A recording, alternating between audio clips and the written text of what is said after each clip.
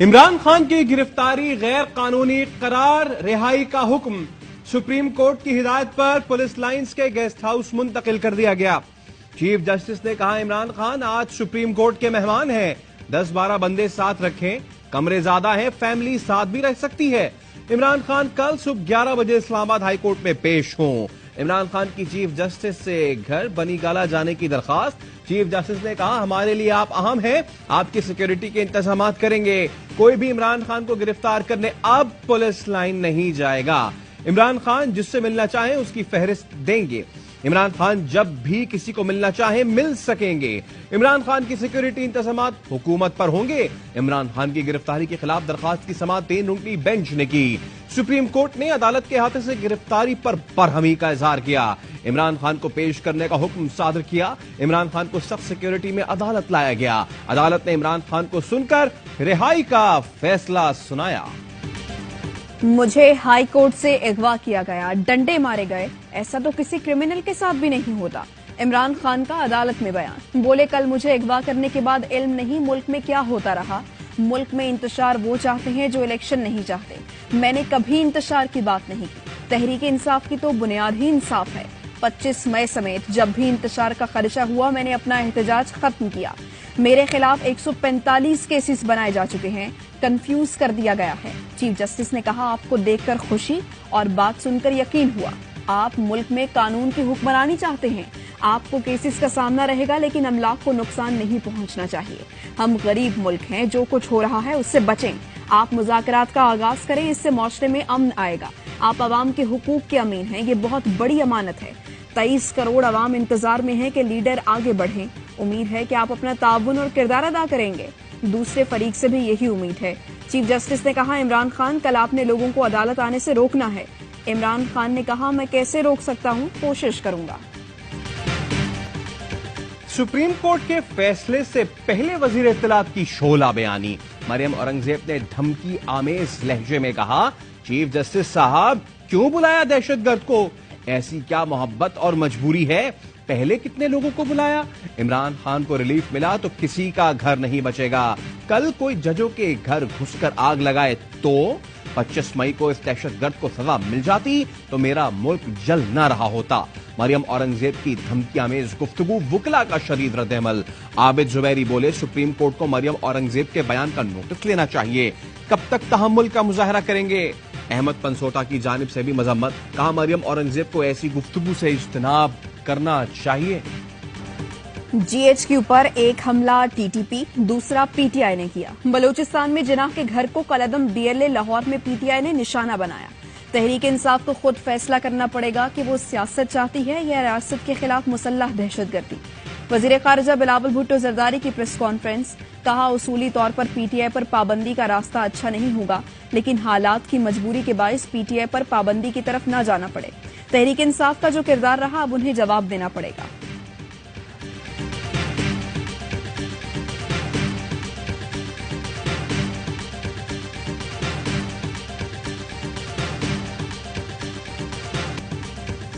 پی T آئی کارکنوں کا کہیں پرامن تو کہیں پرتشدد احتجاج، پولیس نے احتجاج کرنے والی خواتین کو بھی نہ بخشا۔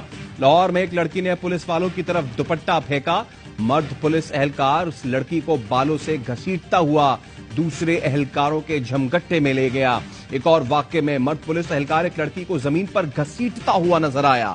کراچی میں ایک بزرگ خاتون کو لاٹھی بردار اہلکاروں کے گھیرے میں دیکھا گیا۔ ایک اور مقام پر خاتون اہلکار نے پی ٹی آئی کارکن کو بری طرح مارا پیٹا۔ ایک اور خاتون بچانے آئی تو پولیس نے اس کی گود میں موجود بچے کا بھی لحاظ نہیں کیا۔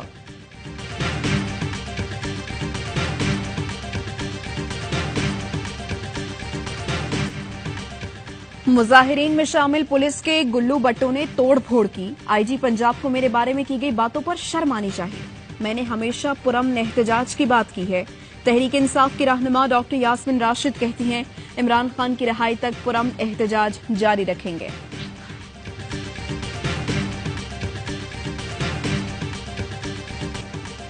پی ٹی آئی کی مرکزی قیادت گرفتار، شاہ محمود قریشی، فواد چودھری، اسد عمر، ملکہ بخاری اور فلک ناز کو اڈیالہ جیل منتقل کر دیا گیا۔ ترجمان اسلام آباد پولیس کا کہنا ہے جلاؤ گھیراؤ اور پرتشدد مظاہروں پر گرفتاریاں قانونی تقاضوں کے مطابق کی گئیں۔ علی محمد خان، اعجاز چودھری اور قاسم سوری کو بھی حراست میں لے لیا گیا۔ لاہور میں پولیس کا گھر پر چھاپا، اس دوران پی ٹی آئی کے سپورٹر میجر ریٹائرڈ ساجد بخاری دل کا دورہ پڑنے سے جاں بحق ہو گئے۔ حماد اسد نے ٹویٹ کیا، ساجد بخاری کا بیٹا بھی 1 سال سے جیل میں ہے۔ سپریم کورٹ فیصلے کے بعد ملک بھر میں پی ٹی آئی کارکنان کا جشن، لاہور زمان پارک میں مٹھائیاں تقسیم کی گئی۔ فیصل آباد مٹھائی بانٹنے والے 6 سالہ بچے کو پولیس نے حراست میں لے لیا۔ گجراوالا، ساہیوال، رحیم یار خان، بہاولپور سمیت پنجاب کے مختلف شہروں میں کارکنان کا ڈھول کی تھاپ پر رقص۔ پشاور، بنوں، بنیر، گلگت، مظفر آباد سمیت کئی شہروں میں بھی کھلاڑیوں نے جشن منایا۔ کوئٹہ میں پی ٹی آئی سیکریٹریٹ میں کارکنان نے جشن منایا اور مٹھائیاں تقسیم کی۔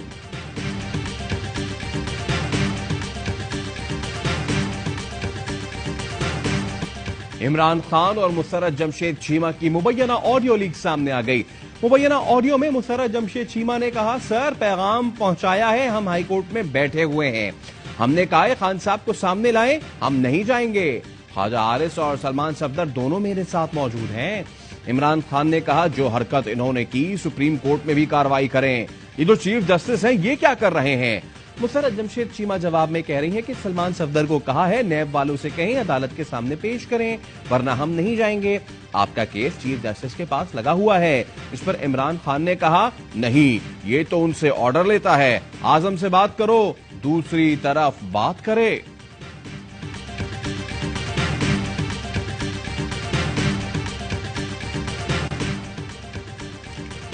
مبینہ آڈیو لیک پر پی ٹی آئی کا رد عمل آ گیا۔ حماد اظہر نے ٹویٹ کیا، جو مبینہ آڈیو ریلیز کی گئی اس میں چیف جسٹس اسلام آباد ہائی کورٹ کا ذکر ہو رہا ہے۔ 2 روز پہلے کی گفتگو کو ایڈٹ کر کے ریلیز کیا گیا جب عمران خان ہائی کورٹ میں تھے۔ ارباب اختیار کو سمجھنا ہوگا، ایسی حرکتوں سے کچھ حاصل نہیں ہوتا، اصل مسئلہ جمہوریت کی بحالی اور آئین کی پاسداری ہے۔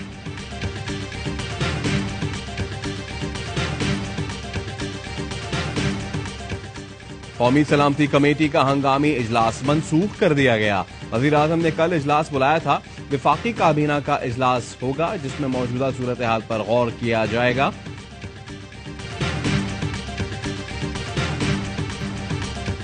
مارشل لا کا کوئی چانس نہیں، تسلی رکھیں، حالات ایسے رہے تو ایمرجنسی ایک آئینی آپشن ہے۔ وزیر دفاع خواجہ آصف کی پریس کانفرنس، کہا ہم آئین اور قانون کے مطابق اقدام لے سکتے ہیں، موجودہ صورتحال سے نکلنے کا حل ایک ہی دن الیکشن ہے، مذاکرات میں ڈکٹیشن نہیں ہوتی، مذاکرات ایسے نہیں ہوتے۔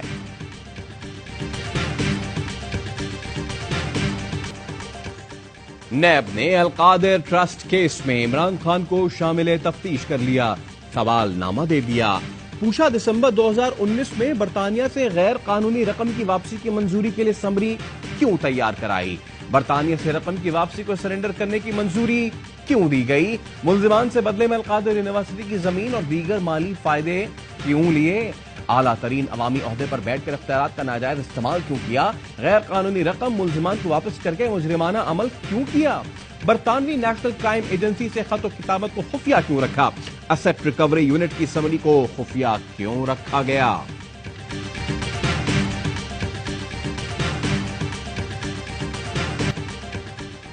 ایک سابق وزیر اعظم کے ساتھ بدسلوکی دکھائی گئی، میں اور پاکستانی عوام اس واقعے کی ویڈیو دیکھ کر حیران رہ گئے۔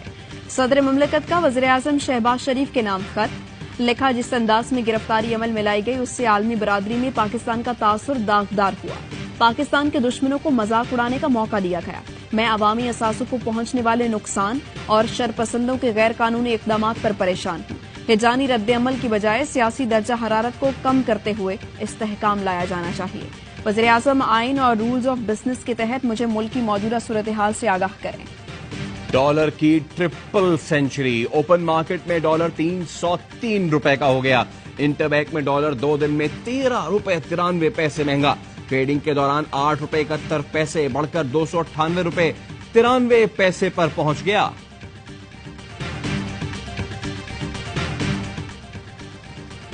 آئی ایم ایف ہو یا نہ ہو، پاکستان ڈیفالٹ نہیں کرے گا۔ وزیر خزانہ اسحاق ڈار کہتے ہیں، سٹاف لیول معاہدے کے لیے پیش کے اقدامات کیے ہیں، آئی ایم ایف مزید